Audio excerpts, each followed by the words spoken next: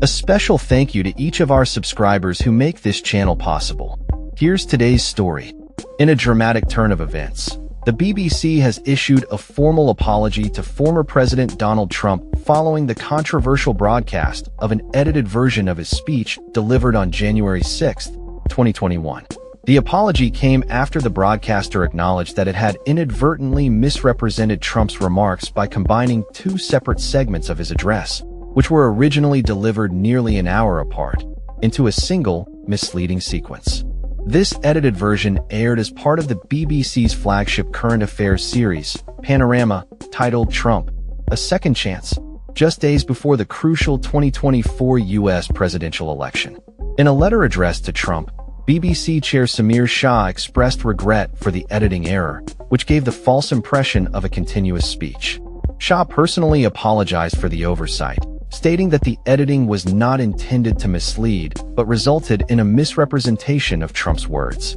The apology was a response to pressure from Trump's legal team, who had previously sent a letter to the BBC demanding a retraction and threatening a lawsuit worth a staggering $1 billion. Despite the BBC's admission of wrongdoing, Trump remains undeterred and has announced his intention to proceed with legal action against the broadcaster.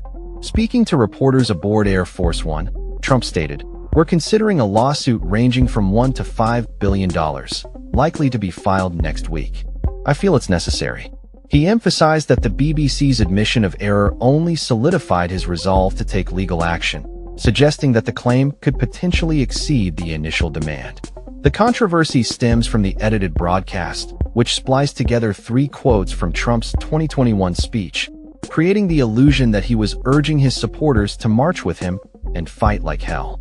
Notably, the edited version omitted a critical segment where Trump explicitly called for his supporters to demonstrate peacefully, which has raised concerns about the integrity of the reporting.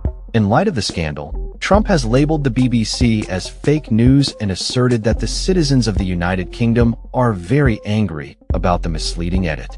He has indicated plans to raise the issue directly with UK Prime Minister Keir Starmer, revealing, "I'm going to call him over the weekend. He actually put a call into me. He's very embarrassed."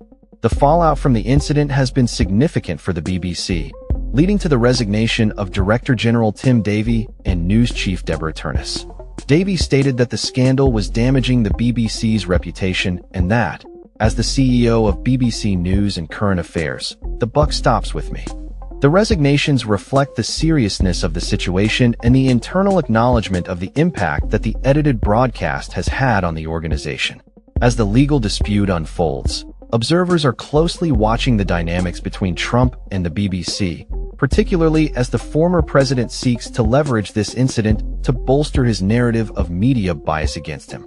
The timing of the broadcast, just days before the upcoming presidential election, has further intensified the scrutiny of the BBC's editorial decisions and their implications for political discourse.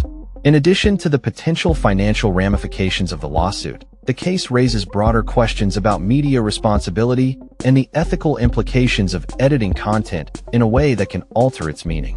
The BBC's apology may not be enough to quell Trump's legal ambitions, but it does highlight the ongoing tensions between political figures and media organizations in the current landscape.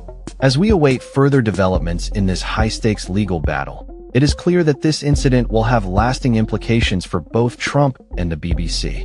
The outcome of the lawsuit could set a precedent for how media outlets handle politically sensitive content and the potential consequences of misrepresentation in journalism. Stay tuned for updates as this story continues to evolve. That's all for this story. We upload videos every day covering many different subjects, so hit that subscribe button to stay informed. Thanks for watching.